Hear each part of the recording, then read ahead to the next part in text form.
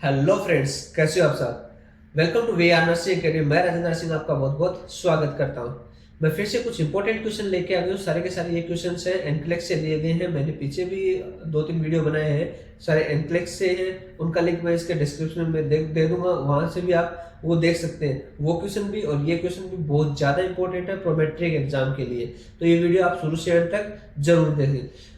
कुछ भाइयों के फिर से कमेंट आ रहे हैं कि हम आपसे कांटेक्ट कैसे करें, हमें मटेरियल चाहिए। तो मटेरियल चाहिए तो आपको उसके लिए मुझे व्हाट्सएप पे कांटेक्ट करना पड़ेगा, ताकि मैं आपको मटेरियल प्रोवाइड करवा सकूं। मेरा व्हाट्सएप नंबर हर एक वीडियो के एंड के अंदर मैंने दिया हुआ है। हर एक वीडियो आप चेक करोगे तो उसका एंड में मैंने अपना व्हाट्सएप नंबर दिया हुआ है, वहां से मुझे कॉन्टेक्ट कर सकते हैं। चलो तो अब चलते हैं हम क्वेश्चन के ऊपर। आज का अपना फर्स्ट क्वेश्चन है, a urine analysis is best evaluated for accurate result if specimen is analyzed within। एक यूरिनालिसिस के बेस्ट इवाल्यूएशन फॉर एक्यूरेट रिजल्ट के लिए स्पेसिमेन को कब एनालाइज करना चाहिए, कौन से स्पेसिमेन को इनमें से एनालाइज करना चाहिए। ऑप्शन देखें, ए 1 आवर ऑफ कलेक्शन और refrigerated until analysed. Option B 1 hour of collection और left at room temperature. Option C 2 hours of collection. Option D 4 hours of collection. तो कौन सा यूरिन सैंपल है जो बेस्ट रिजल्ट, जिसका सबसे अच्छा एक्यूरेट रिजल्ट आता है, वो है with in 2 hours of the collection. The urine जो कलेक्ट किया है उसका विद इन 2 आवर उसको लैब में टेस्टिंग हो जानी चाहिए, उसकी उसी के अंदर अपना वो एक्यूरेट रिजल्ट आता है। ठीक है। Next question, second number, which of the following types of health care services is an example of the primary level of care. इनमें से किस टाइप का हेल्थ केयर सर्विस है जो प्राइमरी लेवल ऑफ केयर का एग्जाम्पल है। Option देखिए, A immunisation. Option B restoration. Option C acute care. Option D diagnosis. तो प्राइमरी लेवल ऑफ केयर पूछा है, तो प्राइमरी लेवल सबसे पहले हम डिजीज होने से पहले ही हम उसको इम्यूनाइज कर देते हैं, कोई इम्यूनिटी पावर या वैक्सीन दे देते हैं। तो ये प्रोटेक्शन का प्राइमरी लेवल ऑफ केयर क्या होगा, इम्यूनाइजेशन। तो यहाँ पे अपना ऑप्शन सही होता है ए। ठीक है। Next question 3 number, when a resident refuse a bed bath the nurse aide should. एक रेजिडेंट है वो बेड बाथ के लिए रिफ्यूज कर देता है, तो ऐसी वाली कंडीशन में नर्स को क्या करना चाहिए, नर्स ऐड क्या करेगी। ऑप्शन देखें, A tell the resident that nursing home policy require daily bathing. Option B remind the resident that people who smell don't have friends. Option C wait a while and then ask the resident again. Option D offer the resident a brave. तो इसमें सही answer क्या होगा, क्या ऐसे वाली condition में nurse add है वो क्या करेगी, वो कुछ देर के लिए वेट करेगी, उसके बाद थोड़ी देर के बाद उसको फिर से बोलेगी ये बेड बाथ के लिए। तो यहाँ पे अपना ऑप्शन सही होता है C wait a while and then ask the resident again. ठीक है। Next question 4 number, a nurse is communicating with a moderately autistic child during a developmental and behavioral assessment. The nurse uses non-verbal technique to engage the child's cooperation. She uses facial expressions when responding and simple body language to communicate commands. What is the most likely age of the child? एक nurse है वो developmental and behavioural assessment के दौरान एक moderately autistic child के साथ communicate कर रही है। नर्स चाइल्ड के कोऑपरेशन को एंगेज करने के लिए नॉन वर्बल टेक्निक यूज करती है। Responding and simple body language से कम्युनिकेट कमेंट्स के लिए फेशियल एक्सप्रेशन का यूज भी को करती है। चाइल्ड की मोस्ट लाइकली एज क्या होगी ऐसी वाली कंडीशन में। ऑप्शन देखें, A 3 year. Option B 9 year. Option C 1 year. Option D 6 year. तो ऐसी वाली कंडीशन में बच्चे की एज कितनी होगी, वो मैक्सिमम होगी 3 ईयर्स। यहाँ पे अपना ऑप्शन सी होता है ए। ठीक है। Next question 5 number, a resident who is lying in bed suddenly becomes short of breath after calling the help, the nurse aide's next action should be to. एक resident है, वो bed पे लेटा हुआ है, वो सडनली शॉर्टनेस ऑफ ब्रीथ की complain करता है, उसको शॉर्टनेस ऑफ ब्रीथ हो जाता है। तो एक नर्स एड है, वो हेल्प के लिए कॉल करती है, और कॉल करती है उसका नेक्स्ट स्टेप क्या होगा, नेक्स्ट एक्शन क्या होगा। हेल्प के लिए कॉल किया है, कॉल करने के नेक्स्ट स्टेप क्या होगा। ऑप्शन देखिए, A ask the resident to take deep breaths, option B take the resident's vital signs, option C raise the head on of the bed, option D elevate the resident's feet. तो यहाँ पे अपना सही answer क्या होगा, option C raise the head of the bed. यहाँ पे patient क्या है कि बेड के ऊपर है, तो ऐसे वाली कंडीशन में तो हम बेड को रेज कर दें। यदि ऐसा ही पेशेंट हमें कहीं पब्लिक पैलेस पे या नीचे लेटा हुआ मिलता है, तो उस कंडीशन में वैसी वाली कंडीशन होगी, तो यहाँ पे वैसी वाली कंडीशन में हम करेंगे उसके फिट हैं वो थोड़े एलिवेट कर देंगे, ऊपर उठा देंगे। ठीक है। तो यहाँ पे तो अपना आंसर सही होगा सी। ठीक है। Next question 6 number, a patient with diabetic retinopathy is experiencing an episode of unresolved hemorrhage in the eye. The nurse identifies the most likely procedure to benefit this patient would be। Diabetic retinopathy के साथ एक patient है जिसके आई में unresolved, यानी कि जिसका बिना सॉल्यूशन वाला, जिसका सॉल्यूशन नहीं है, ऐसे वाला हेमरेज है। नर्स इस पेशेंट के लिए कौन सा मोस्ट लाइकली प्रोसीजर है जो बेनिफिशियल हो, उसे आइडेंटिफाई करेगी। तो ऑप्शन देखिए, A peripheral iridectomy, option B radial keratotomy, option C enucleation, option D vitrectomy. तो ऐसे वाली कंडीशन में मोस्ट बेनिफिशियल जो प्रोसीजर है वो क्या होगा, विट्रेक्टोमी। ठीक है। विट्रेक्टोमी होता है कि अपना रेटिना है उसका जो पार्ट होता है उसको रिपेयर करना सर्जरी के द्वारा, वो विट्रेक्टोमी के अंतर्गत आता है। ठीक है। विक्ट्रस या आइज का जो पार्ट होता है विक्ट्रेट, और जो रेटिना पार्ट है उसको ट्रीट करना, रिकवर करना, उसको बोलते हैं विट्रेक्टोमी। ठीक है। Next question 7 number, a patient has the following order, cephalexin या Keflex 500 milligram by mouth 4 times a day. The pharmacy has the following dose, 250 mg per ml. The nurse should administer। एक patient है जिसको order डाला है कि सेफालेक्सिन है 500 mg देना है दिन में 4 बार।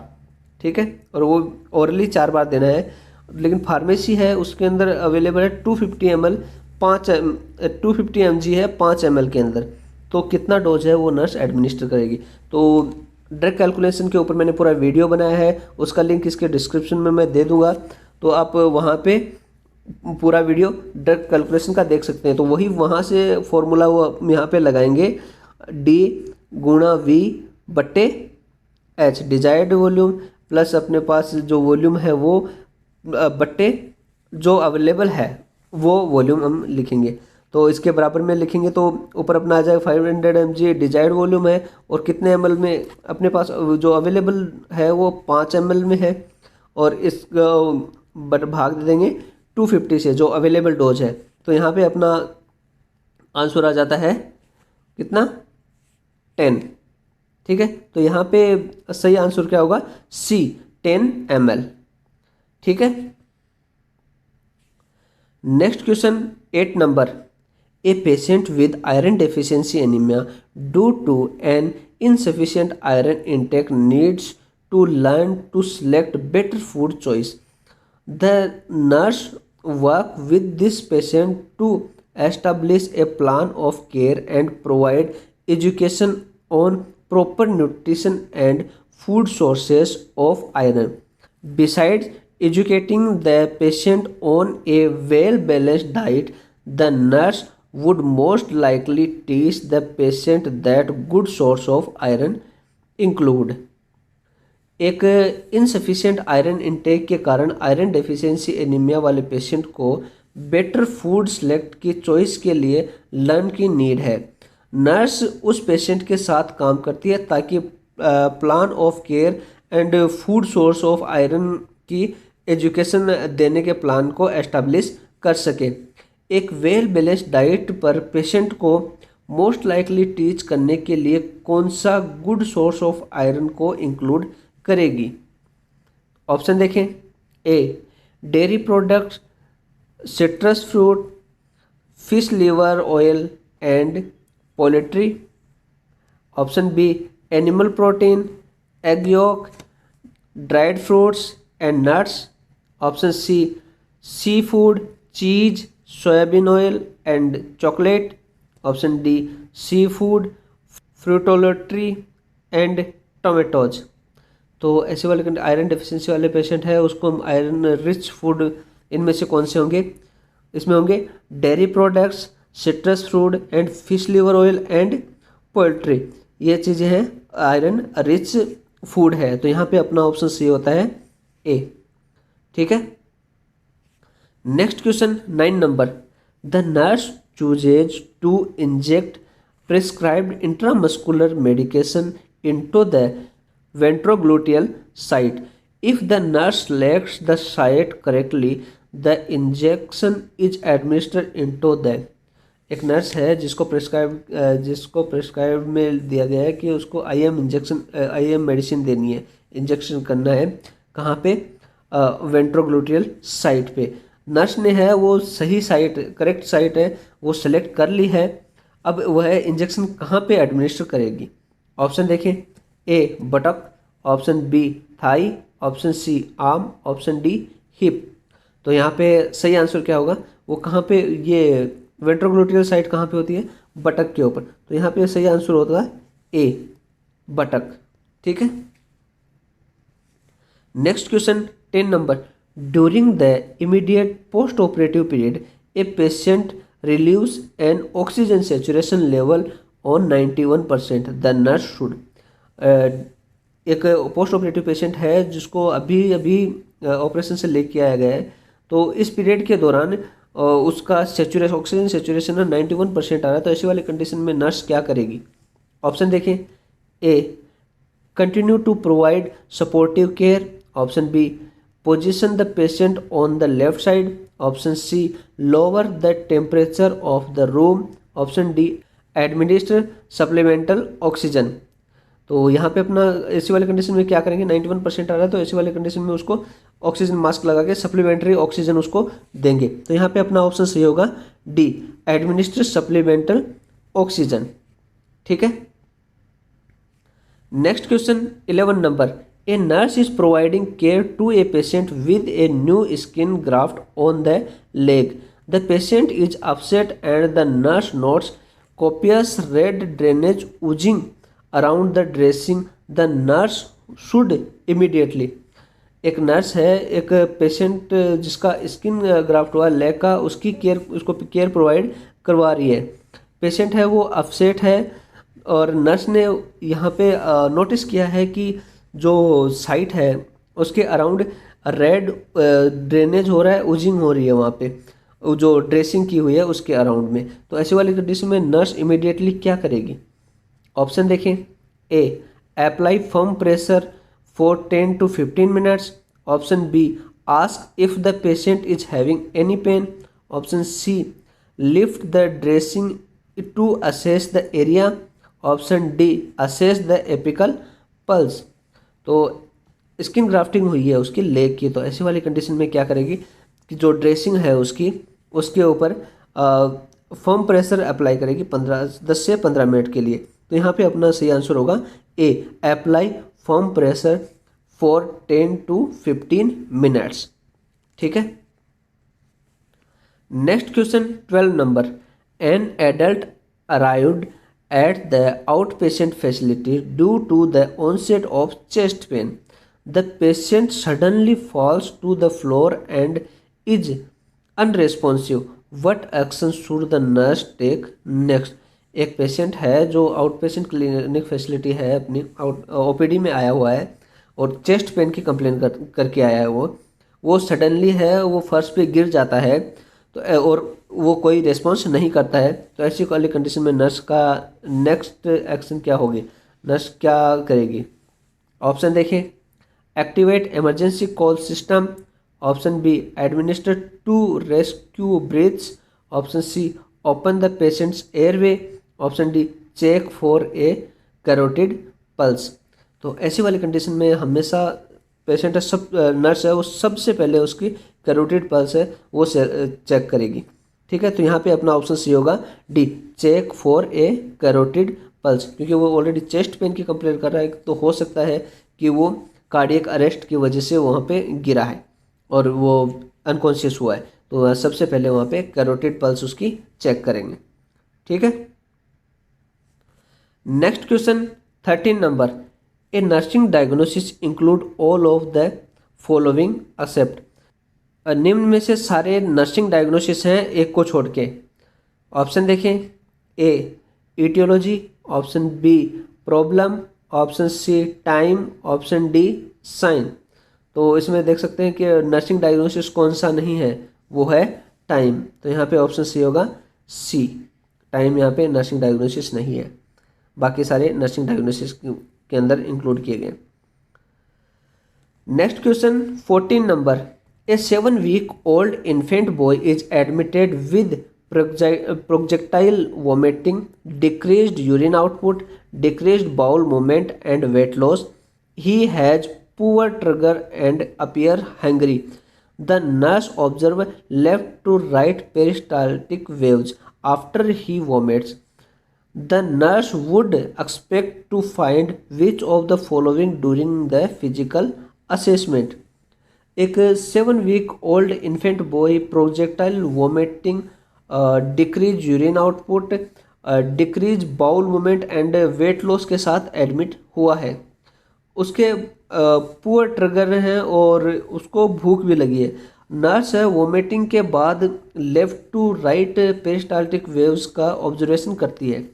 नर्स फिजिकल एग्जामिनेशन के दौरान इनमें से क्या फाइंडिंग एक्सपेक्ट करेगी। ऑप्शन देखें, A palpable pyloric mass, option B hepatosplenomegaly, option C bulging fontanelles, option D lymphadenopathy. तो ऐसे वाली कंडीशन में नर्स है क्या एक्सपेक्ट कर सकती है कि पाल्पेशन के दौरान क्या मिल सकता है, तो वो होगा पाल्पेट पाइलोरिक मास। हो सकता है कि उसके एब्डोमेन में पाइलोरिक मास है वो पाल्पेट हो जाए, वो ये एक्सेप्ट कर सकती है। ठीक है, next question 15 number, prior to administration of an albuterol nebulizer the nurse should help the patient assume what option. Albuterol nebulizer administer करने से पहले, करते टाइम या करने से पहले नर्स है वो पेशेंट को कौन सी पोजीशन एज्यूम करेगी।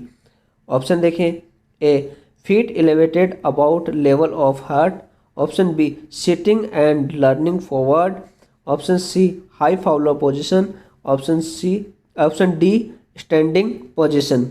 तो एल्बुटेरोल नेबुलाइजर देने के टाइम पे कौन से पोजीशन उसको देंगे, वो देंगे हाई फाउलर पोजीशन। तो यहाँ पे अपना ऑप्शन सी होता है सी, हाई फाउलर पोजीशन। ठीक है, next question 16 number, a patient has a history of severe uncontrolled epistaxis. The patient blood pressure and platelet count are normal.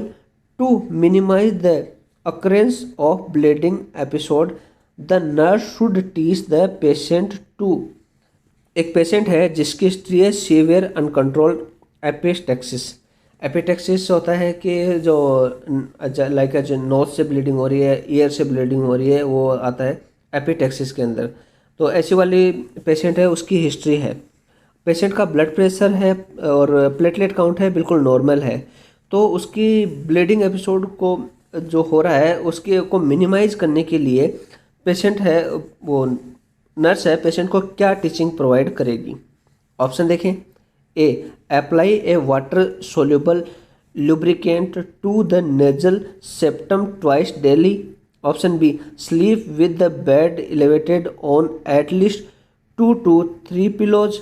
Option C minimize the intake of caffeine and increase fluid intake. Option D apply firm pressure to the nostrils 4 times a day. तो जो nasal bleeding हो रही है उसके episode को minimise करने के लिए वो टीचिंग करवाएगी कि वो जो वाटर सोल्यूबल लुब्रिकेंट हैं वो नाक में डाले 2 से 3 बार डाल सकते हैं। ठीक है, तो यहाँ पे अपना ऑप्शन सी होता है A apply a water soluble lubricant to the nasal septum twice daily. दिन में 2 बार जो नेजल सेप्टम है वहाँ पे वाटर सोल्यूबल जो लुब्रिकेंट्स हैं वो डालने के लिए बोलेगी, ताकि जो नेजल के अंदर की मेम्ब्रेन है वो लुब्रिकेट रहे, वो वहाँ से रप्चर नहीं हो, क्योंकि वहाँ से रप्चर होगी तो ब्लीडिंग दोबारा से स्टार्ट हो सकती है। ठीक है, next question 17 number. In planning for a care of A patient with Crohn's disease, the nurse and patient discuss the intervention. Which of the following treatment modalities would most likely to be considered a primary intervention for this disease? Crohn's disease के साथ एक patient की care के लिए plan में nurse and patient intervention पर discuss करते हैं। इनमें से कौन से ट्रीटमेंट मोडलिटीज़ को डिजीज के प्राइमरी इंटरवेंस को मोस्ट लाइकली कंसिडर किया जाएगा? ऑप्शन देखें, A blood replacement, option B high residue diet, option C medication, option D surgery. तो ऐसी वाली कंडीशन में है वो क्या इंक्लूड किया जाएगा, वो है मेडिकेशन। तो यहाँ पे अपना ऑप्शन सी होता है सी मेडिकेशन। ठीक है, next question 18 number. A nurse is caring for a patient who is 6 hours post left lobectomy. On assessment, the nurse observed that the patient has become very restless and nail beds are blue. The vital signs reveals tachycardia, tachypnea and blood pressure is rising. Which of the following complication is most likely? एक nurse है, एक patient की care कर रही है जिसको 6 घंटे पहले लेफ्ट लेबेक्टोमी हुआ है। लोबेक्टोमी क्या होता है कि लंग्स का एक पार्ट है, एक लोब है, उसको काट के रिमूव कर दिया जाता है, वो आता है लोबेक्टोमी। तो यहाँ पे लेफ्ट लंग है, उसका एक लोब है, कट करके अलग कर दिया गया है।